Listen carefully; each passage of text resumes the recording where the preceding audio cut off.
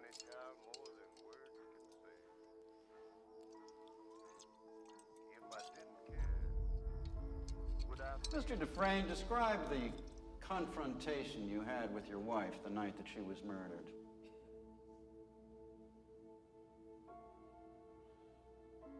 It was very bitter. She said she was glad I knew, that she hated all the sneaking around. She said she wanted a divorce in Reno.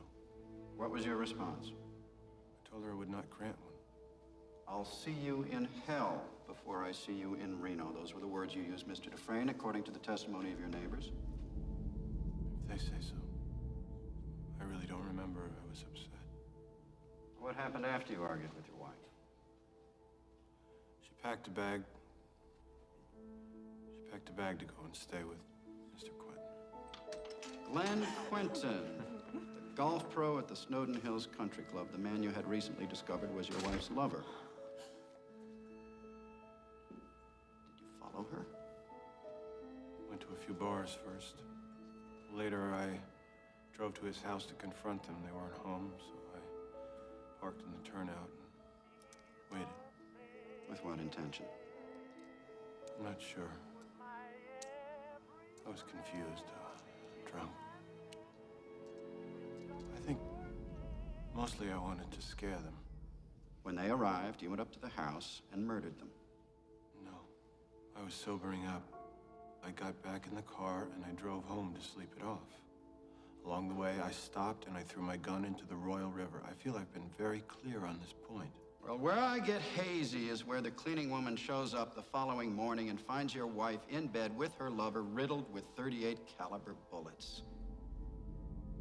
Now, does that strike you as a fantastic coincidence, Mr. Dufresne, or is it just me? Yes,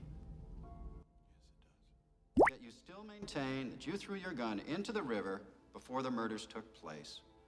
That's very convenient. It's the truth. The police dragged that river for 3 days and nary a gun was found.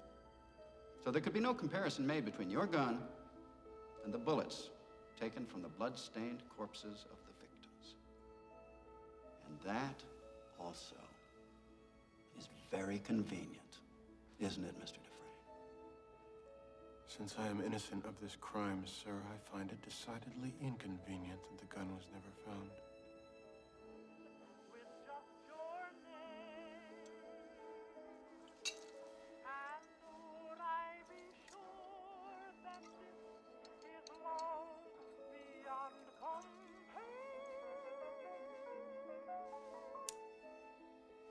Ladies and gentlemen, you've heard all the evidence. You know all the facts. We have the accused at the scene of the crime. We have footprints, tire tracks. We have bullets strewn on the ground which bear his fingerprints. The broken bourbon bottle, likewise with fingerprints. And most of all, we have a beautiful young woman and her lover lying dead in each other's arms. They had sinned. But was their crime so great as to merit a death sentence? Now, while you think about that, think about this. A revolver holds 6 bullets, not 8. I submit that this was not a hot-blooded crime of passion. That at least could be understood, if not condoned. No. This was revenge of a much more brutal and cold-blooded nature. Consider this: 4 bullets per victim. Not 6 shots fired, but 8. That means that he fired the gun empty and then stopped to reload so that he could shoot each of them again. An extra bullet per lover, right in the head. You strike me as a particularly icy and remorseless man, Mr. Dufresne. It chills my blood just to look at you. By the power vested in me by the state of Maine, I hereby order you to serve 2 life sentences back to back. 1 for each of your victims. So be it.